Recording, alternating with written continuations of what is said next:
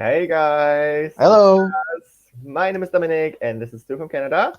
Yes. How are you? How are you, Stu? That's true. That's my name. I'm doing well, thanks. Looking forward to talk a little bit more about MGP. We've seen the third semifinal or third heat, whatever you want to call it. And yeah. Yeah, exactly. And we have a winner, as always, and her name is Uda Gondrosen with the song Hammer of Thor. So, what do you think about it? So I have to say that this song, on its own, when kind of reviewing the entries for this heat, it really stood out. It's not easily confused with any of the other songs in this selection whatsoever. Also, the fact that it's referring to Norse mythology too definitely gives it a bit of an extra Norwegian feel to it, which I know that a lot of people appreciate. Um, I'm not too surprised that it did win, even though I feel like the two songs that made it to the gold duel were among the weaker performances, and I definitely preferred that of. I have to look at the names because I always forget them. I Amari, definitely Stula? Sturla and Mari, yeah. Yeah. Um, Performance-wise, I had different feelings about those songs specifically, but I still think that she still did a good enough job. At least, did justice to the song. She had lots of power to her voice. And yeah, I think the thing that I love the most about Hammer of Thor were the lasers and smoke. It just created such a great a visual effect. And yeah, I was really, really pleased with how good that looked. Yeah, I definitely agree. It was definitely the best staging of the night. Especially the first shot was like, oh yes, okay, I'm in it. So that was really really cool, and I loved also the usage of the drummers, and that was very effectful. And also that they used the theme of the song, like the thunder and the rain, within the concept of the staging. So that was Mhm. really great. Also loved the fact that the instrumentals were sometimes barely there, or there was pretty much none. There was just rain. So that was so hard to sing because there was like a 20-second passage, I think, where there was no sound at all, just the rain. And you really Mhm. need to hit the notes because otherwise, after that part, the drummers come in, and then if you are on the wrong track or you missed a mark or something, then it's really off for the whole song. So she managed that um, both times very well, and I was very happy about it because I was like, "Oh, this is a dangerous part of the song." You Yeah, know what I you mean?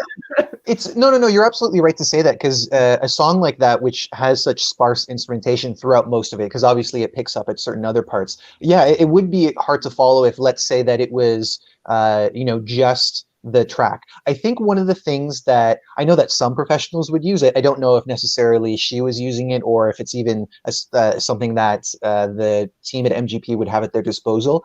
Is a metronome, which would go into their in ears Mhm. so that they could keep track of every beat. And I mean, the other tricky part about that too is that the song doesn't have the same time signature. Sometimes it's 3/4, other times it changes to 4/4. So you still have to be on top of it.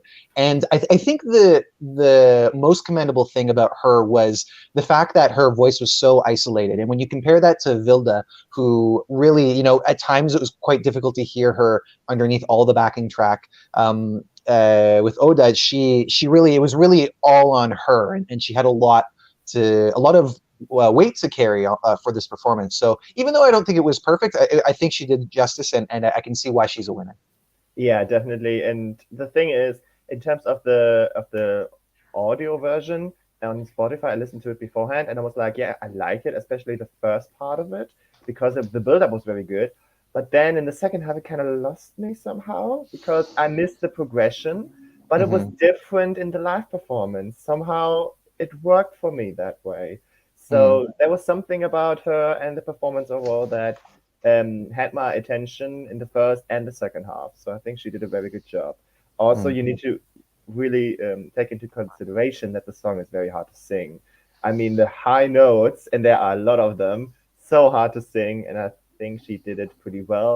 Mm-hmm. However, the second part or the second run through was so much better than the first, I think.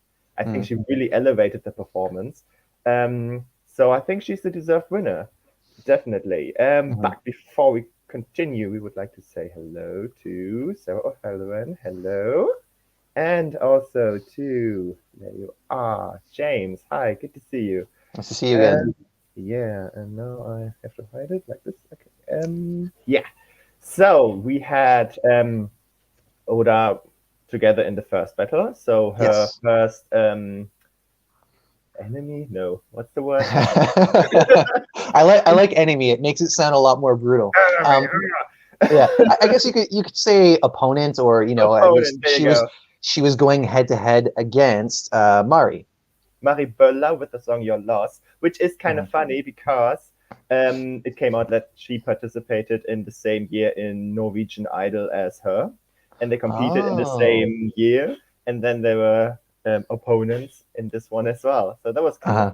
I, Yeah, I thought you were going to say it was funny because the song is called Your Loss, and in the end she was the one who lost that duel. At least she has another chance. yeah. Maybe she lost because Oda stole the Hammer of Thor. Yeah.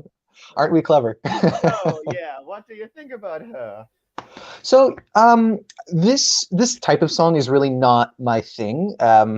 And so I wasn't really expecting too much when we went into it. But like I said earlier, I actually feel like the songs that lost out in the first two duels were actually the better performances. And I would have been very happy to see her advance because she had really great choreography, great presence, really strong vocals. And I think the thing that turned me off a little bit at the beginning when I heard this song before the show was that it was a little too Avril Lavigne for me.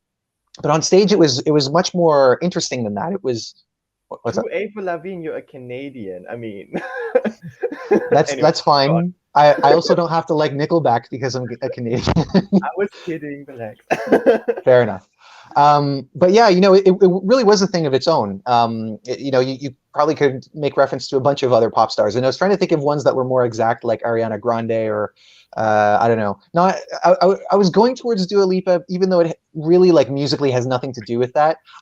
Again, it was its own thing, so I think that was great for her.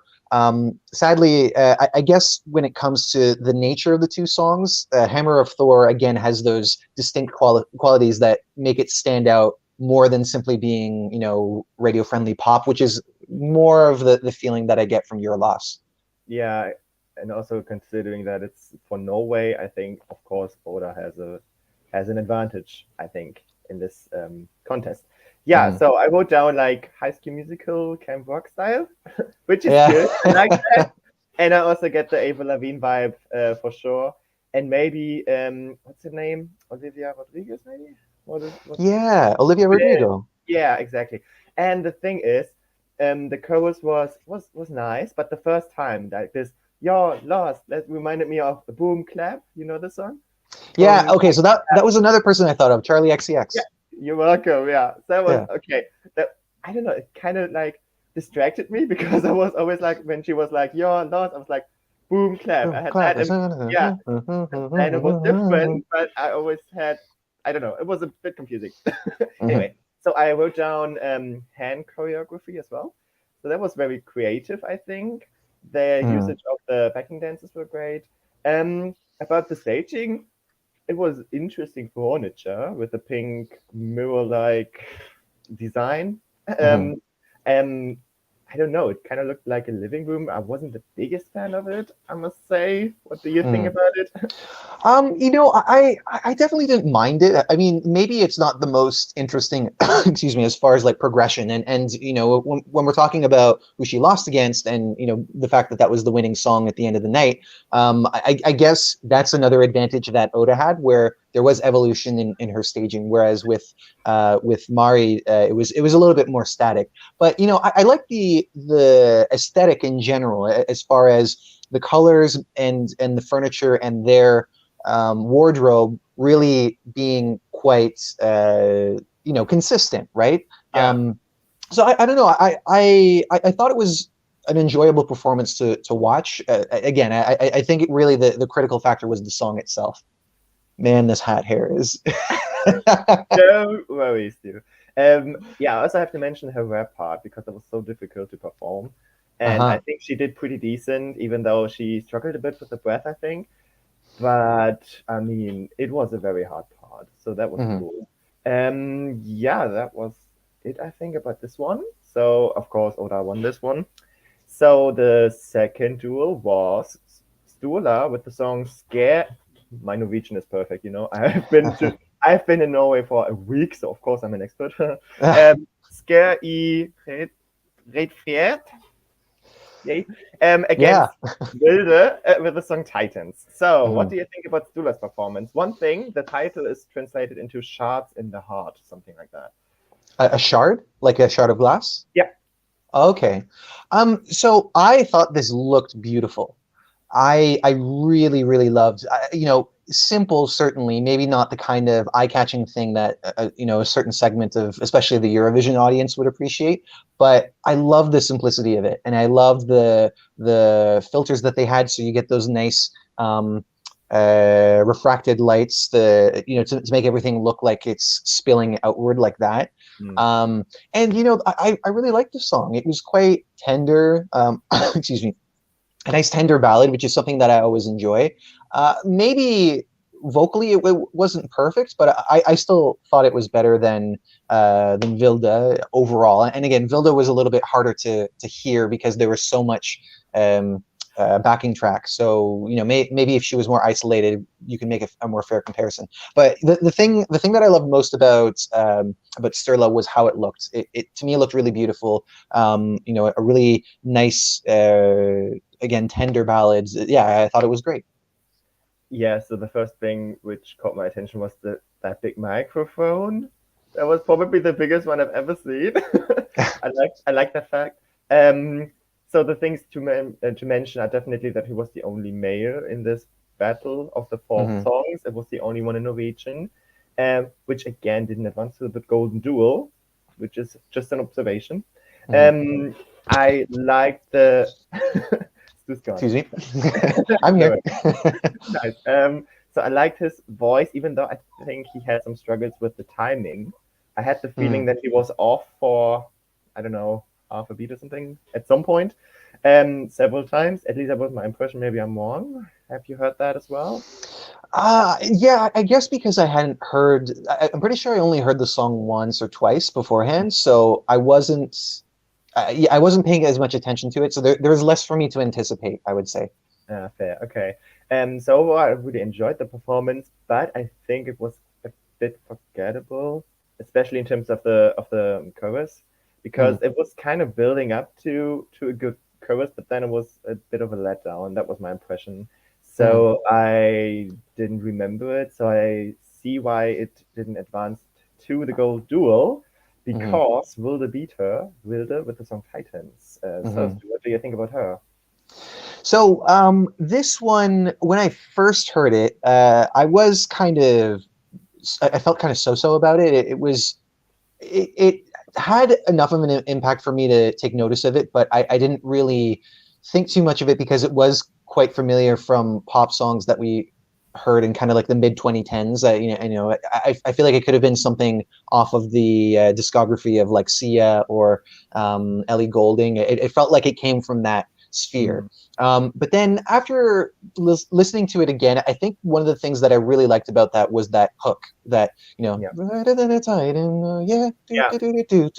which is really effective. And I was hoping that it would, see enough of a life in MGP, and ultimately, as we've discussed, I'm not too surprised that it didn't win the gold duel in the end. But I think that the things that really helped that song were the strengths in the actual catchiness of the songwriting, and especially because you felt that Sturla's song was a bit forgettable, which I definitely understand. But yeah, that's what I enjoyed the most about Vilde's performance.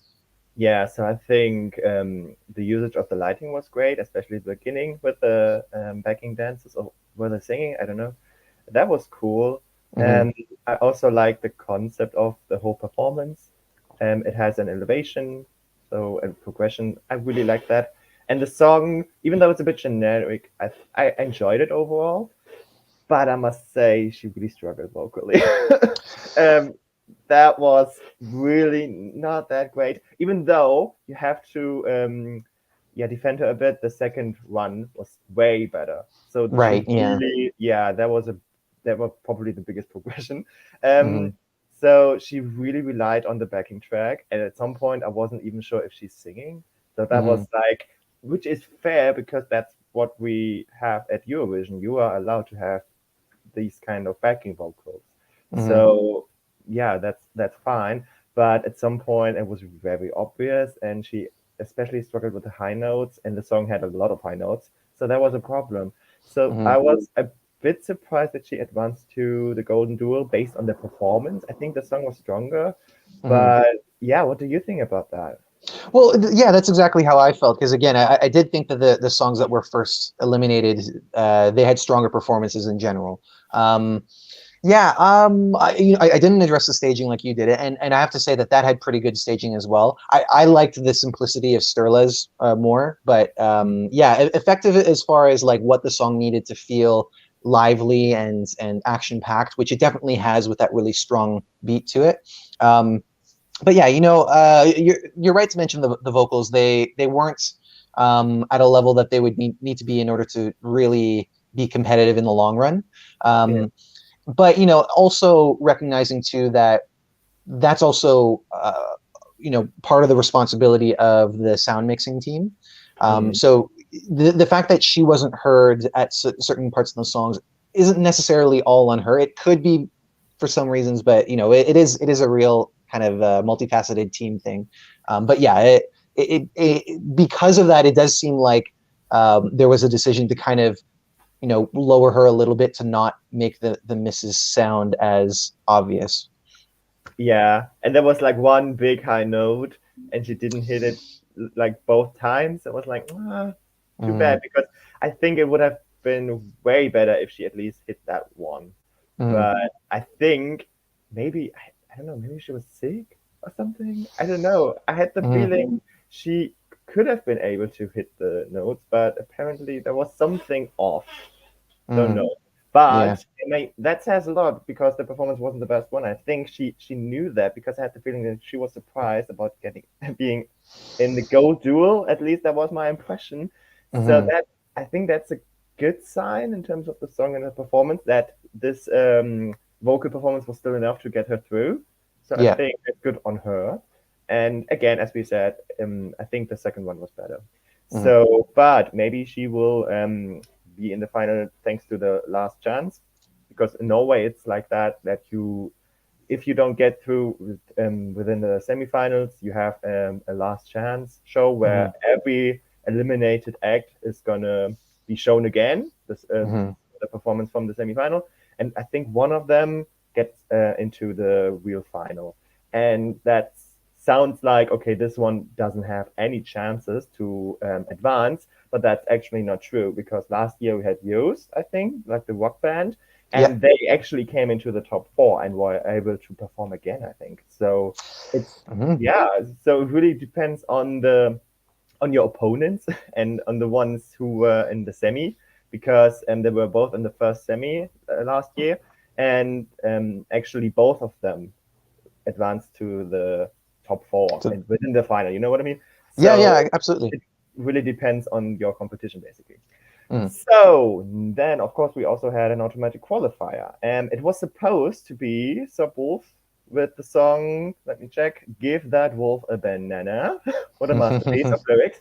But one of the members has COVID, so I hope he's going to recover well and soon. So that's why they simply changed it, and then that's why NorthKid with the song Someone was the automatic qualifier for this night. So what do you think about them? So, firstly, I guess it should be commended, the fact that they were able to put everything together so quickly, because they did have to make that change. I'm pretty sure that news came out like midweek, so they probably didn't have a lot of time to rehearse. So hats off to them for doing it. The song, I feel like there are certain strengths to it. Chorus is very catchy, and the I took note of his name, the lead singer, but I'm forgetting it already. But the lead singer, he sings it very well. I think that he might have had the most well-rounded performance of the night, because it seems that everybody had some issue when it came to vocals. I have to say that I really am not a fan of how this song is being presented. So firstly, I don't necessarily know how this boy band dynamic works because they have referred to themselves as a boy band, and that when they were being interviewed all together. It's to me, it seems a little bit like a Nicole Scherzinger of the Pussycat Dolls situation, where it's really all about the main person. Hated that. Which is like that's just one part of it, but the other part that I really didn't like is that it comes off as pretty schmaltzy. The photos appearing on screen, which, like, I mean, boy bands, I know you don't have to put that much thought into it, but this I think is holding itself back in some ways visually. From what I've heard, the lead singer is one of the more well-known artists in this selection. So because we've seen that the voting in the past has been pure televote, this could mean that he'll at least make a dent in the votes. If not, go even further, maybe even win. But yeah, I have a hard time getting excited about this representing Norway because it's quite cheesy in some ways, but like really the best vocal performance of the night, and not without its merits, I would say. Okay, fair. So Sarah O'Halloran says that it reminds her a bit of Coldplay, and not aware of the other ones like Travis and Red Red Red. I don't know these, but about Coldplay, I kind of agree. Even though I think it reminds me more of One Republic a bit. That was the first connotation I had. So pretty much the same things you have said already. So I think the vocals were the best one of the night. Even though you must admit the song was way easier to sing than like a Hammer of Thorn or Titans. That was so hard to sing. Yeah, you need to consider that always. It has a very nice flow. I think every part blends together very well. With some songs, I kind of have the feeling that they have several good parts and then put them all together without any, you know what I mean? Like it doesn't sound organic, but I think this song overall had a nice flow, organic flow. Also, there were some struggles with the curtain. Oh yeah, that was pretty funny. So in the beginning, there was a piano and just the singer and the piano player.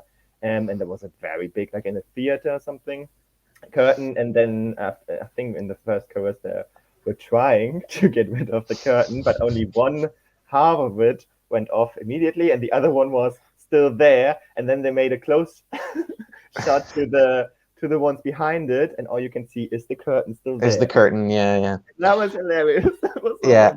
And I have to say, given that obviously there was an issue with the execution of that, I feel like that idea should just be scrapped because it really adds to the maybe that aspect isn't necessarily schmaltzy or part of the thing that makes it seem a bit cheesy, but it's a little too theatrical, to drop a curtain and have the rest of the band there. And I really was quite confused by the two guys coming out with, I assume, a guitar and bass, which is not that well heard in the song. So yeah, like I'm not really sure that this was thought out well enough. But again, considering the fact that they had to put this together really quickly, it's possible that they had other ideas that weren't quite ready yet.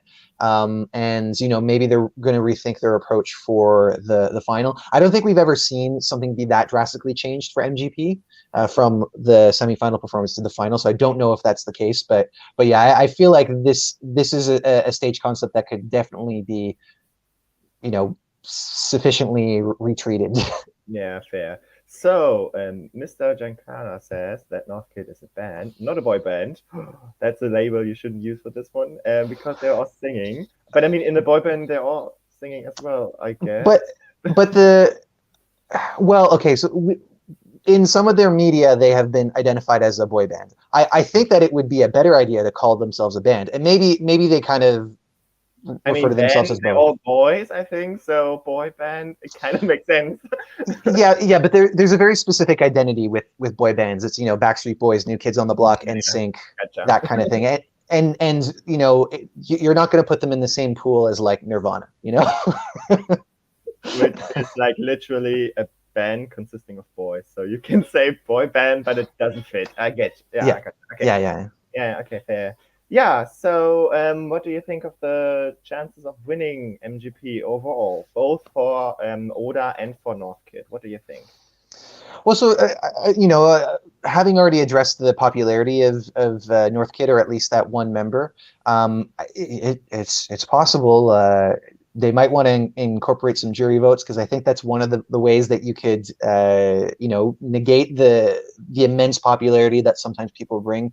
I know that was one of the issues with Tix being selected that last year, which is not me arguing that it should have been different, because I think that Tix was a good choice and he had his moment. But ultimately, yeah, you know, I don't know if that's on the table at all. I think they're probably just going to stick with the 100% televote, but that's their choice. And as for Oda, again, those unique qualities help it stand out. Whether or not people are going to see it as the best performance is another aspect. And I would say that she could make it to that super final when they eliminate the majority, and they're left with 4 people. But obviously, we still have to see one of the big favorites, Subwoofer, because that is a song that's been getting a lot of attention, and will it live up to the hype is the question. Yeah, we had a few times where the favorites struggled. That's what Seth is referring to a bit for this semi-final. So the user said, Oda was my winner. I was gutted that Mary, the odds favorite, interesting, I didn't know that, was in the same duel as her, but she pulled through with great staging and attitude. So this time I wasn't checking the odds just to avoid any preoccupation or something. So I really thought Oda would have been the odds favorite. I don't know. It had a feeling of winner vibes. I wasn't sure because of the things we have mentioned, but in the end, she did it, right? So yeah. I think the thing about the odds, like this early, because obviously, like when it comes to these selections, there's only so much of a window where the odds can be shaped and when it matters. But yeah, I don't think that they're really worth paying that much attention to at this point. I mean, I don't know how many people are actually placing votes, because that's really the only factor that affects the odds now.